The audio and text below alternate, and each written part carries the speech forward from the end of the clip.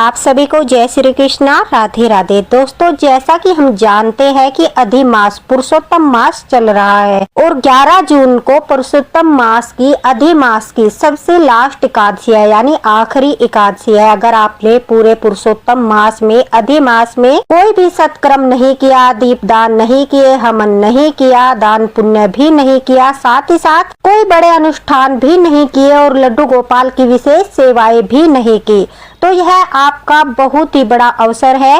यह मौका हाथ से मत जाने देना। अगर आपके घर में लड्डू गोपाल विराजमान है, ठाकुर जी विराजमान है, तो परमा एकादशी के दिन आप जो है पूरे अधिमास का पुण्य फल प्राप्त कर सकते हो। आपको कुछ ऐसे गुप्त उपाय के बारे में भी बताऊंगी साथ ही साथ, जिससे आपके घर में सुख और समृद्धि आएगी और आपको पूरे पुरुषोत्तम मास यानी अधिमास का पुण्य फल एक दिन में ही प्राप्त हो जाएगा। देखिए, अधिमास के ये 5 दिन शुरू हो जाएंगे परमा एकादशी से लेकर अमावस्या तक। इन 5 दिनों में अगर आप परमा एकादशी वाले दिन भी किसी कारण से यह सब नहीं कर पाते, तो आप जो है इन 5 दिनों में यह सब कार्य करके, ठाकुर जी का अभिषेक करके और जो भी मैं आपको बताऊंगी ये सब सत्कर्म करके पूरे अधिमास का, पुरुषोत्तम मास का करोड़ों गुना पुण्य फल प्राप्त कर सकते हो, क्योंकि बहुत खास होते हैं ये पुरुषोत्तम मास के लास्ट के 5 दिन। और जो भक्त लड्डू गोपाल के परमा एकादशी का व्रत रखना चाहते हैं वो व्रत भी कर सकते हैं, क्योंकि यह अधिमास की लास्ट एकादशी है। इसके बाद निर्जला एकादशी आएगी। दोनों एकादशी का ही बहुत अधिक महत्व होता है।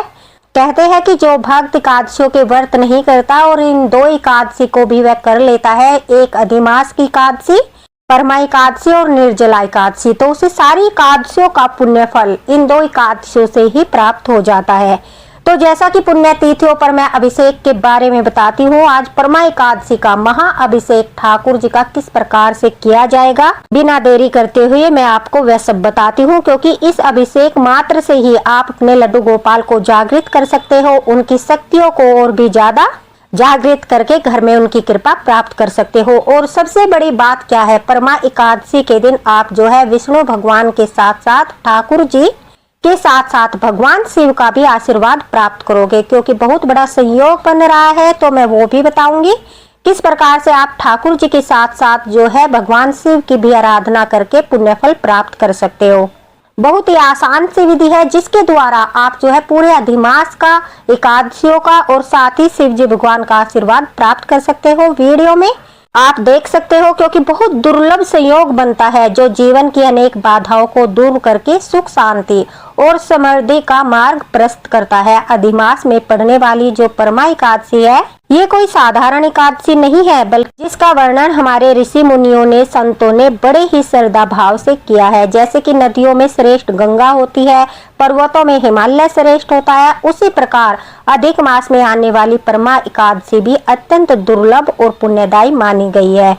और इस दिन जो भी लड्डू गोपाल भक्त, ठाकुर जी का भक्त, भले ही वो व्रत भी न करे, लेकिन ठाकुर जी की ये सेवाएं करता है, तो कहते हैं कि भगवान पुरुषोत्तम यानी नारायण जी जो है और शिव भगवान दोनों ही उस व्यक्ति पर अपनी अपार कृपा बरसाते हैं, अनेक कष्ट दूर हो जाते हैं और वह विशेष भक्त बन जाता है ठाकुर जी का। पूरे साल अगर आपके ऊपर ठाकुर जी की दृष्टि नहीं पड़ती, लेकिन परमा एकादशी जो अधिक मास में पड़ रही है, इस दिन अगर आप सेवाएं करते हो, तो कहते हैं इस दिन ठाकुर जी की दृष्टि आपके ऊपर अवश्य ही पड़ेगी। सबसे पहले ठाकुर जी का महाअभिषेक बताने से पहले आपको जो है शुभ मुहूर्त और यह जानना आवश्यक है कि किस दिन परमा एकादशी मनाई जाएगी। देखिए, 11 जून 2026 गुरुवार के दिन हम जो है परमा एकादशी का व्रत रखेंगे। इस बार जो है 12:57 पर रात्रि, अर्धरात्रि में जो है एकादशी प्रारंभ हो जाएगी। तो उदय तिथि में भी 11 जून को हमें एकादशी प्राप्त हो रही है, तो इसलिए हमें 11 जून को ही एकादशी का व्रत करना है।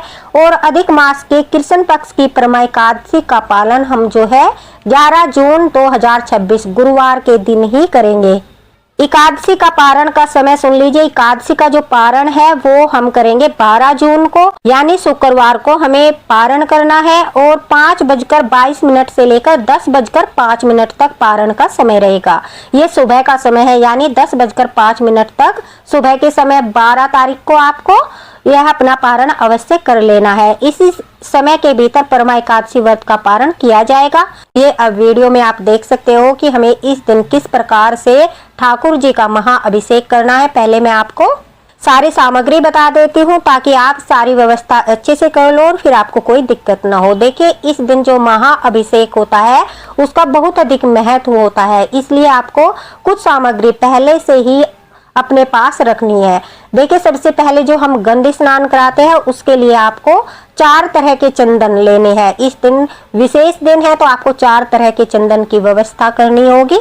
जैसा कि आप वीडियो में देख रहे हो, सामग्री में आपको जो दाने वाला चंदन आता है, पीला चंदन, उसकी व्यवस्था करनी है, गोपी चंदन, लाल चंदन, और जो हमने तुलसी चंदन बनाया था या तुलसी पाउडर भी आप ले सकते हो। तुलसी चंदन का भी आपको जो है इस दिन गंध स्नान कराना बहुत ही महत्व होता है, बहुत ही फलदायक होता है। इत्र हमें लेना है गंध स्नान के लिए। देखिए, हमें दूसरा क्या लेना है, गंध स्नान के बाद हम ठाकुर जी को जल में तिल डालकर स्नान कराते हैं, दूध से स्नान कराते हैं। गन्ने का रस, विशेष रूप से इस दिन गन्ने के रस से, अधिक मास में गन्ने के रस का बहुत अधिक महत्व होता है। भगवान शिव पर भी समर्पित किया जाता है और ठाकुर जी का अभिषेक करने से परमा एकादशी के दिन हमें बहुत ज्यादा पुण्य फल की प्राप्ति होती है। तो इस दिन हमें जो है कहीं से भी गन्ने का रस उपलब्ध अवश्य ही कराना है और उसके बाद हमें उसी से ठाकुर जी का महाअभिषेक करना है। साफ जल हमें लेना है, पीपल के पत्ते हमें लेने हैं, 5 पीपल के पत्ते लीजिए। आपको 2 ठाकुर जी के चरणों के नीचे रखने हैं, क्योंकि इस दिन महाअभिषेक है। तो ठाकुर जी के चरणों के नीचे अगर पीपल के पत्ते नहीं है तो आप तुलसी दल भी रख सकते हो, लेकिन आपको चरणों के नीचे अवश्य ही कुछ न कुछ रखना है। साथ ही साथ हमें सफेद तिल भी चाहिए, क्योंकि तिल से भी हम स्नान कराएंगे, और साफ जल चाहिए। तो ये थी महा स्नान की सामग्री जो आपको पहले से ही व्यवस्था करके रखनी है। उसके बाद हमें विधि पूर्वक स्नान कराना है, वो भी आप वीडियो में देख सकते हो। देखिए, आपको एक पात्र में ठाकुर जी को बैठाकर सबसे पहले, जैसा कि मैंने बताया था, सभी चंदन को मिलाकर, इत्र मिलाकर ठाकुर जी को गंध स्नान कराना है।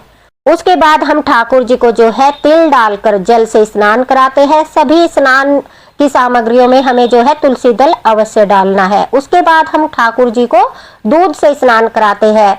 दूध से स्नान कराने के बाद, अभिषेक करने के बाद हम जो है गन्ने के रस से ठाकुर जी का अभिषेक करते हैं। ओम नमो भगवते वासुदेवाय नमः का जाप करते हुए हम ठाकुर जी का जल अभिषेक करते हैं। रस से अभिषेक करने से हमारे जीवन में जो है बहुत ज्यादा पवित्रता, शुद्धता, मिठास और ठाकुर जी के प्रति हमारी श्रद्धा और अधिक बढ़ती है। ठाकुर जी के मन में भी हमारे प्रति प्रेम बढ़ता है। इसलिए गन्ने के रस से ठाकुर जी का अभिषेक करना अत्यंत आवश्यक है, ताकि हम भी जितना प्रेम ठाकुर जी से करते हैं, ठाकुर जी भी हमसे उतना ही प्रेम करें। गन्ने के रस का विशेष महत्व होता है। इस प्रकार से ठाकुर जी का अभिषेक करने के बाद पहले जो हम गंध स्नान कराते हैं उसमें चंदन होता है, इत्र होता है, इसलिए उसे आप अलग पात्र में निकाल लीजिए। यह मैं डेमो वीडियो बना रही हूँ, इसलिए मैंने अलग से नहीं निकाला है, ज्यादा लंबा वीडियो हो जाएगा। आप जो है उसे अलग से निकाल लीजिए। उस गंध स्नान के जल को घर में छिड़क दीजिए, जिससे घर के वातावरण में भी सुगंध फैल जाए, ठाकुर जी की खुशबू फैल जाए। उसके बाद जो भी सामग्री है, कोई भी सामग्री ऐसी नहीं है जिसका हम पान नहीं कर सकते। घर में भी सभी को आपको जो है प्रसाद के रूप में यह अवश्य देना है। थोड़ा थोड़ा करके जो है घर में अगर कोई रोगी है उसे अवश्य दीजिए। बच्चों को जरूर दीजिए, ताकि ठाकुर जी के प्रति उनका भी भाव जागृत हो। कहते हैं ठाकुर जी का चरणामृत जो होता है उसे ग्रहण करने से ठाकुर जी के प्रति हमारे भाव जागृत होते हैं, मन में पवित्रता, शुद्धता होती है और सकारात्मक ऊर्जा हमारे अंदर आती है। इसलिए चरणामृत का पान अवश्य करना चाहिए। उसके बाद देखिए, आप वीडियो में भली भांति देख सकते हो, अपने घर में जहाँ भी आपको साफ स्वच्छ स्थान दिखाई दे वहाँ चौकी लगा लीजिए या मंदिर में ही पूजा कर लीजिए। साफ आसन बिछाकर वहाँ पर हमें जो है अपने कलश की स्थापना करनी है। अगर आपके पास शिवलिंग है, क्योंकि हर भक्त के पास शिवलिंग अवश्य होता है छोटा सा, तो शिवलिंग आपको अधिमास की परमा एकादशी के दिन अवश्य ही पूजा में रखना है। शिवलिंग नहीं है तो आप पार्थिव शिवलिंग छोटा सा रूप मिट्टी से बना लीजिए, वो भी बहुत ज्यादा फलदायी होता है। अगर शिवलिंग है और गणेश जी भगवान की, तो हम चित्रपट या मूर्ति वगैरह रखते ही है गणेश जी भगवान, और शिवलिंग को रखकर हम जो है हाथों से जल छिड़क कर फूल वगैरह से गणेश जी भगवान को स्नान कराएंगे। उसके बाद हम जो है शिवलिंग पर भी जल चढ़ाते हैं। गंध स्नान के लिए जैसे ठाकुर जी को गंध स्नान कराया था, सारी चीजों से हम जो है शिवलिंग पर वह गंध स्नान के लिए चढ़ाते हैं। उसके बाद गन्ने का रस और दूध से भी हम शिवलिंग का अभिषेक करते हैं। इससे हमें भगवान शिव की भी कृपा प्राप्त होगी, क्योंकि अधिमास में भगवान शिव की आराधना करने से और साथ में लड्डू गोपाल की आराधना करने से दोनों का आशीर्वाद हमें प्राप्त होता है। इस प्रकार शिवलिंग का अभिषेक करने के बाद हम अपना दीपक प्रज्वलित करते हैं। कलश में हम जो है लौंग का जोड़ा और इलायची डालकर उसके ऊपर कोई भी ऋतु फल रख सकते हो, नारियल रख सकते हो। कलश को कभी भी खाली नहीं रखना चाहिए।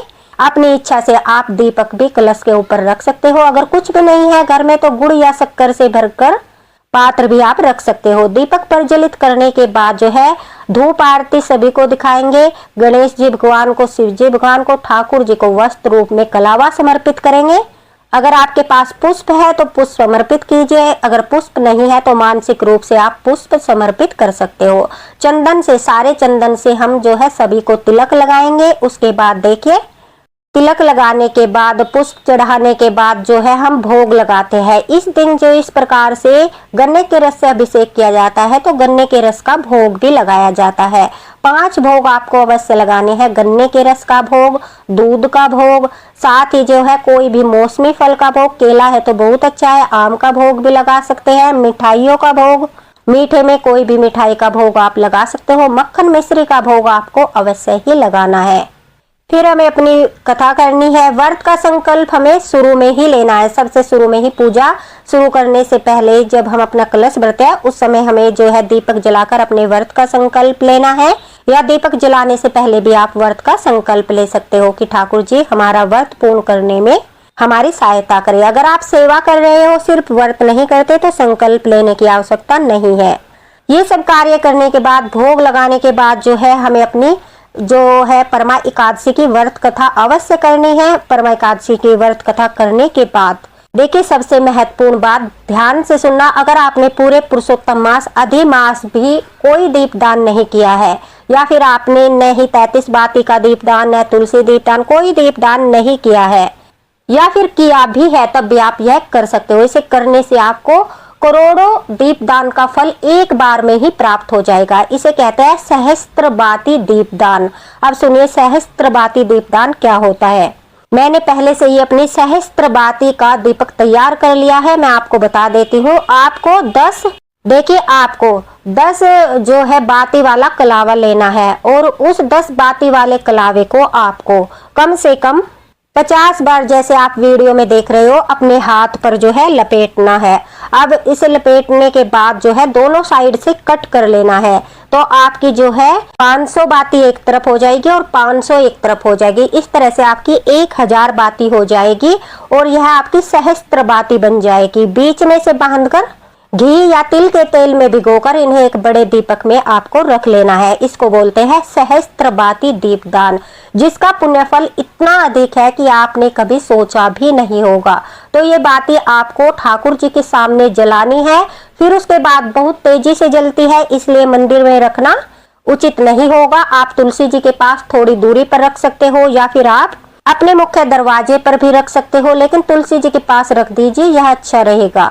तो सहस्त्रबाती का दीपदान आपको परमा एकादशी के दिन करने से 33 बाती के दीपदान, तुलसी दीपदान, साथ ही साथ आपको जो है करोड़ों दीपदान का फल प्राप्त होता है। एक बार सहस्त्र बाती जलाकर आप हल्की सी ठाकुर जी को बाती कर दीजिए। उसके बाद जो है इन्हें अलग से मंदिर से अलग रख दीजिए, क्योंकि बहुत तेज जलती है और ये आसानी से नहीं जलेगी। तो आप एक कपूर रख लेना और ठाकुर जी का नाम जाप करते हुए जो भी मंत्र आप बोलते हो इन एक बातियों को प्रज्वलित कर लेना। यह सहस्त्र बाती दीपदान आपको अवश्य ही करना है। यह आपको पूरे अधिमास का दीपदान का पुण्य फल दिलाएगा।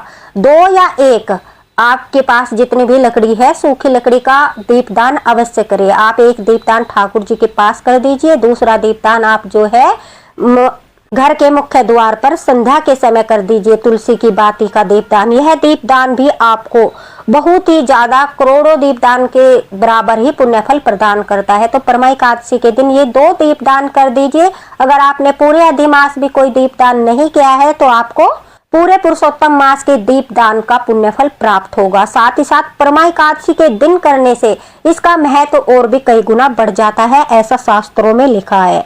तो यह दीपदान आप अवश्य कीजिएगा। उसके बाद देखिए कि जैसा कि हम हर बार करते हैं, एक छोटा सा आप हवन कर सकते हो। तुलसी की बाती का दीपदान कर दिया है तो तुलसी की लकड़ी से आप छोटा सा हवन कर दीजिए। उसका भी बहुत अधिक महत्व होता है। पुण्य तिथियों पर अवश्य करना चाहिए। घर में सकारात्मक ऊर्जा का वास होता है और हमारे ठाकुर जी जो है वो पूर्ण रूप से जागृत होकर, प्रसन्न होकर हम पर कृपा बरसाते हैं। फिर अपनी पूजा आरती जिस प्रकार से करते हो, सारी पूजा पाठ करने के बाद नाम जाप करिए, पूजा आरती कीजिए। फिर उसके बाद दक्षिण दिशा की तरफ मुख करके बैठ जाइए और गीता का 7वां अध्याय पढ़िए। परमा एकादशी के दिन जो है आपको बड़े से बड़े, पुराने से पुराने पितृदोष से यह अध्याय मुक्ति दिलाएगा। 1 लोटा जल में तिल, गुड़ और लाल पुष्प डालकर, तुलसी दल डालकर, थोड़ा सा गंगा जल डालकर जो है आप अंगूठे और अंगूठे के पास वाली उंगली के बीच से, जिसे देव स्थान कहते हैं, पितृ स्थान कहते हैं, वहां से जल को पात्र में छोड़ते हुए पितरों का तर्पण कीजिए। फिर उस जल को तुलसी जी में नहीं डालना है क्योंकि एकादशी है, लेकिन किसी देव वृक्ष में, जैसा कि मनी प्लांट हो गया, पीपल हो गया, बरगद हो गया, ऐसे पेड़ में आपको वह जल डालना है। अगर ऐसे पेड़ आपके पास नहीं है तो आप फिर जो पौधा जिसमें कांटे ना हो, ऐसे पौधों में भी वह जो है पितरों का जल डाल सकते हो। इससे आपको बड़े से बड़े पितृ दोष से मुक्ति मिल जाती है, घर में सुख शांति बनी रहती है और पितृ तर्पण होता है। अब बारी आती है दान की, कि दान हमें क्या करना। मैं हर बार बताती हूँ कि आपको ज्यादा चिंता करने की आवश्यकता नहीं है। पारण के समय या तो एक थाली बना लीजिए हमेशा के लिए, उसमें जो है 1-1 कटोरी आप जो है अन्न निकाल लीजिए, जैसे दाल, चावल, चीनी, आटा, गुड़, जो आपके पास हो पर्याप्त मात्रा में, उसमें से थोड़ा थोड़ा जो हमें ठाकुर जी ने दिया है उसका दान अवश्य करना चाहिए। एक थाली बनाकर जरूरतमंद को आप दान कर दो पारण के समय। अगर आप बहुत बड़ा पुण्य फल प्राप्त करना चाहते हो दान का, तो आप जो है एकादशी के दिन ही जल का दान कर सकते हो। जैसे कि आप शरबत बनाकर बांट सकते हो, राहगीरों को जल पिला सकते हो, आप जो है गर्मी है, गर्मी के वस्त्र दान कर सकते हो, जूते चप्पल दान कर सकते हो, छाता, पंखा, इस तरह की जो हमें गर्मी से राहत प्रदान करे, ऐसी वस्तुओं का घड़ा दान कर सकते हो, जल का घड़ा। इस प्रकार से ऐसी वस्तुओं का दान करना बहुत ही ज्यादा पुण्यदायी माना जाता है। लेकिन यह दान किसको करना है? जिसे आवश्यकता हो, यानी जरूरतमंदों को। जिसके पास पहले से ही पर्याप्त मात्रा में ये सब चीजें हैं, उन्हें दान देना जो है उचित नहीं होता। दान उन्हीं को दिया जाता है जिनके पास ये सब चीजें उपलब्ध नहीं होती, तभी हमें दान का पुण्य फल प्राप्त होता है। अगर आप इस तरह के दान नहीं कर सकते तो फिर आप जो है ये इस प्रकार के दान कर सकते हो। जैसे चींटियों को आटा डालने का विशेष महत्व है। परमा एकादशी के दिन अधिमास में आप चींटियों को मीठा मिलाकर थोड़ा सा आटा डाल दीजिए, पक्षियों के लिए जल रख दीजिए, गौ माता की सेवा कीजिए, उन्हें ठंडा जल, चारा, क्योंकि बहुत सी गायें मिल जाती है हमें रास्ते में चलते हुए, तो यह भी गौ सेवा भी आप कर सकते हो। पशु पक्षियों के लिए जल, दाना, पानी की व्यवस्था कर सकते हो। ये दान भी महादान में आता है। कुत्ते को दूध पिला सकते हो, रोटी खिला सकते हो, ये भी महादान में आते हैं। बहुत ही ज्यादा पुण्य फल प्राप्त होता है। तो इस तरह के दान करके भी आप पूरे अधिमास के दान का पुण्य फल प्राप्त कर सकते हो। रात के समय ठाकुर जी को विश्राम कराते वक्त ठाकुर जी के चरणों में थोड़ा सा चंदन लगा दीजिए, उनके पास जो है ठंडा ठंडा जल रख दीजिए। इस प्रकार से जो ठाकुर जी को शीतलता प्रदान करे ऐसे पदार्थ जो है उनके पास रखिए। उससे ठाकुर जी की परमा एकादशी की रात की सेवा हो जाएगी अलग से और आपको बहुत ज्यादा पुण्य फल की प्राप्ति होगी। तो इस प्रकार से पितृ तर्पण करते हुए, सहस्त्रबाती दीप दान करते हुए, जो है छोटा सा हवन करते हुए, ठाकुर जी का जल अभिषेक करते हुए इस परमा एकादशी का पुण्य फल इतना बढ़ जाएगा कि आप सोच भी नहीं सकते। अगर आप व्रत भी नहीं करते तो सात्विक भोजन करते हुए आपको जो है ये सारी पूजा पाठ करनी है, तब भी आपको कई गुना फल प्राप्त होगा। क्योंकि अधिमास है, पुरुषोत्तम मास है और इसमें जो भी सत्कर्म आप करते हो उसका करोड़ों गुना पुण्य फल आपको प्राप्त होता है। तो इस प्रकार से आप परमा एकादशी का व्रत कर सकते हो। अगर किसी कारणवश मासिक धर्म से हो, आप व्रत नहीं कर सकते तो मानसिक जाप कर सकते हो। घर में किसी से आप ठाकुर जी की सेवा करा सकते हो। अगर आपको 72 घंटे पूर्ण हो चुके हैं तो फिर नहा धोकर आप जो है अपनी पूजा पाठ कर सकते हो, क्योंकि 72 घंटों का ही शास्त्रों में बताया गया है। उसके बाद हम जो है नहा धोकर, सिर धोकर पूजा पाठ कर सकते हैं। तो दोस्तों ये थी परमा एकादशी से जुड़ी जानकारी, संपूर्ण जानकारी जो आपके व्रत के महत्व को और भी अधिक बढ़ा देती है। अगर इसके अलावा आपको कुछ पूछना है, आपके मन में कोई संदेह है, आपको कोई और जानकारी चाहिए तो कमेंट बॉक्स में पूछ लीजिए, आपको तुरंत रिप्लाई मिलेगा। साथ ही साथ वीडियो को ज्यादा से ज्यादा शेयर करना, पसंद आए तो लाइक जरूर करना और कमेंट बॉक्स में राधे राधे लिखे बगैर बिल्कुल मत जाना, क्योंकि राधे राधे लिखने मात्र से हमारे कोटि कोटि पाप नष्ट होते हैं। और अगर आप राधे राधे लिखते हो तो मुझे यह भी पता चलता है कि आपको मेरा वीडियो पसंद आया। मैं आगे भी आपके लिए ऐसे ही वीडियो बनाती रहूंगी, आपका मार्गदर्शन होता रहेगा। तो दोस्तों मिलते हैं अगले वीडियो में अगले मार्गदर्शन के साथ। ठाकुर जी की कृपा आप सभी पर बनी रहे। अधिक मास की परमा एकादशी की आप सभी को हार्दिक शुभकामनाएं। राधे राधे, जय हरिवंश।